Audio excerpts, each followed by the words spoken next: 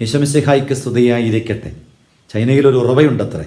ആ ഉറവയുടെ പ്രത്യേകത അത് രോഗസൗഖ്യം നൽകുന്ന ഉറവയല്ല, രോഗം അറിയാൻ സഹായിക്കുന്ന ഉറവയാണ്.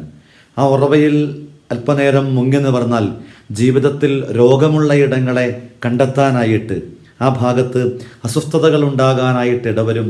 അത് കണ്ടെത്തി തിരുത്തി അനുഗ്രഹത്തോടുകൂടെ ഇട്ട് മടങ്ങാൻ ആ ഉറവ നമ്മെ സഹായിക്കും.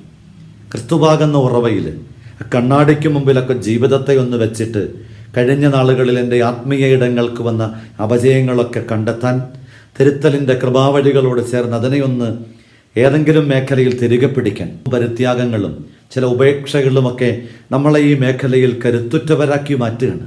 ക്രിസ്തുവാകുന്ന സൗഖ്യദായകമായ ഉറവയിൽ ഒന്ന് മുങ്ങി നിവർന്ന് ആ ഉറവയുടെ അനുഭവങ്ങളെ, അനുഗ്രഹങ്ങളെ ആവാഹിച്ചുകൊണ്ട് ജീവിതത്തെ കുറേയും കൂടെ സുന്ദരമാക്കാൻ നോമ്പിൽ നമുക്കാവട്ടെ.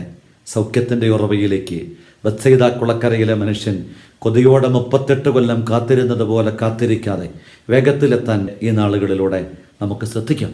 ഈശോയെ, സൗഖ്യത്തിൻ്റെ വറ്റാപ്രവാഹമായ ഉറവയിൽ ഞങ്ങൾ ചേർന്ന് അനുഗ്രഹീതരായി സൗഖ്യമുള്ളവരായി മാറാൻ കൃപ തരണമേ. നമ്മുടെ കർത്താവ് ഈശോ മിശിഹായുടെ കൃപയും പിതാവായ ദൈവത്തിൻ്റെ സ്നേഹവും പരിശുദ്ധാത്മാവിൻ്റെ സഹവാസവും നിങ്ങളോട് കൂടെ ഉണ്ടായിരിക്കട്ടെ, ഇപ്പോഴും എപ്പോഴും എന്നേക്കും. ആമേൻ. ഈശോ മിശിഹായ്ക്ക് സ്തുതിയായിരിക്കട്ടെ.